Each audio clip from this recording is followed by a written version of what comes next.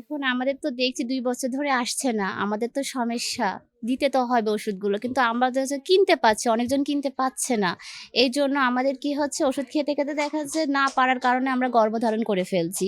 এইজন্য সরকারের কাছে আমাদের বিনোদন এই ওষুধটা আবার চালু করুক, আমাদের কাছে দিক, আমরা যেন খেয়ে নিরাপদে থাকতে পারি। ২ বছর ধরে পাই না। হ্যাঁ, অবশ্যই সমস্যা। পুরুষ মানুষ তো এটা অনেক সময় আনতে চায় না, নিজেদের বাসায় আসে আপারা দিত, মাতৃ স্বজনে যাই ঘুরে আসি নেই, এই সমস্যা। আমরা গত ২ বছর ধরে মানে ফ্যামিলি প্ল্যানিং যে দ্রব্যাদি সেই দ্রব্যাদি নেই বর্তমানে। কোনো গ্রহীতা যারা হচ্ছে গ্রহণ করবে আর কি, তাদেরকে কোনো সেবা দিতে পারছে না এরা। শুধু বাড়ি বাড়ি যেয়ে একটা বিব্রতকর অবস্থায় পড়তে হচ্ছে। যাদের আসলে বাইরের থেকে কিনে ব্যবহার করার মতো সামর্থ্য আছে তাদেরকে বোঝানো হচ্ছে যে তারা বাইরে থেকে ব্যবহার করুক, আর যাদের একেবারে সামর্থ্য নেই তারা তো অনাকাঙ্ক্ষিত গর্ভধারণ হয়ে যাচ্ছে।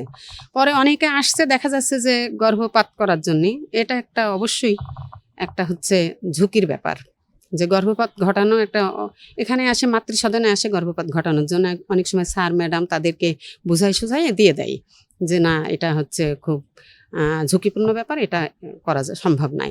আমাদের যে ফ্যামিলি প্ল্যানিং যে পরিবার পরিকল্পনা পদ্ধতি যেটাকে বলে আর কি, এই পদ্ধতির মধ্যে মাঝে অল্প কিছু আমরা কন্ডম, খাবার বড়ি আর হচ্ছে ইনজেকশন পেয়েছিলাম, যেটাকে ডিএমপিও বলে। এছাড়া যে আমাদের দীর্ঘমেয়াদী কিছু পদ্ধতি আছে, অনেক গ্রাহক আমাদের এসে এসে আসলে ফিরে যাচ্ছে। যেমন হচ্ছে যাদের 2টা বাচ্চা হয়ে গেছে বা ফ্যামিলি কমপ্লিট, যারা আর বাচ্চা নিতে চায় না, এরা যে 10 বছর মেয়াদী যে কপারটি নেয়, ওই জিনিসটা আমাদের দীর্ঘদিন ধরে আসছে না, তাও অনেক দিন হয়ে গেল। আবার হচ্ছে যে 3 বছর মেয়াদী যে আমরা একটা Lily ultra soft serum gel, যা গভীর থেকে স্কিনে দেয় 3 গুণ সিরাম হাইড্রেশন। সিরাম জেল হাইড্রেশনে ব্রাইট থাকো সব সিজনে।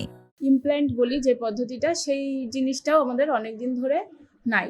এছাড়া আমাদের আসলে এই প্রতিষ্ঠানে অনেক কিছুরই সংকট, শুধু যে ওষুধপত্র নেই বা বরাদ্দ নেই সেটাই না। একটা এমসিডাব্লিউসি চালানোর জন্য মিনিমাম 4 জন ভিজিটর আসলে প্রয়োজন হয়।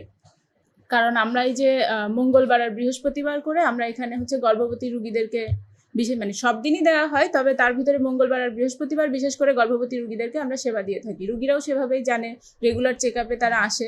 কিন্তু এই দিন আমাদের ভিজিটর আছে মাত্র হচ্ছে 2 জন। তো 2 জন মানুষের পক্ষে আমরা যে রোস্টার করে ডিউটি করাবো এটাও আসলে সম্ভব হয় না।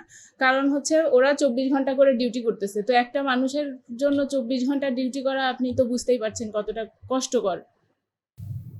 চুয়াডাঙ্গা জেলায় মা শিশু স্বাস্থ্য পরিবার পরিকল্পনা, পুষ্টি বিভিন্ন বিষয় নিয়ে কাজ করে আসছে। কিন্তু বর্তমানে আমাদের জনবল সংকটের কারণে কোথাও কোথাও এই সেবার কিছুটা বিঘ্ন ঘটছে আর কি। আপনারা জানেন যে আমাদের চুয়াডাঙ্গা জেলায় 4টা উপজেলা, 4 উপজেলা 4 জন পরিবার পরিকল্পনা কর্মকর্তা ও 4 জন মেডিকেল অফিসার, মোট 8 জন কর্মকর্তার বিপরীতে 2 জন আছে, 2 জন মেডিকেল অফিসার। তার ভিতরে 1 জন মেডিকেল অফিসার উচ্চশিক্ষার জন্য উনি ছুটি দেখেছেন, মাত্র 1 জন অফিসার এই 8টা দায়িত্ব পালন করছে। এবং উনি ওই মেডিকেল অফিসারই আবার মা ও শিশু কল্যাণ কেন্দ্রে এনেস্থেশিয়া ডাক্তারের দায়িত্ব পালন করছেন। ফলে আমাদের যে ফিল্ড পর্যায়ের যে মনিটরিংটা বর্তমানে কিছুটা আমরা একটু সমস্যার সম্মুখীন হচ্ছে।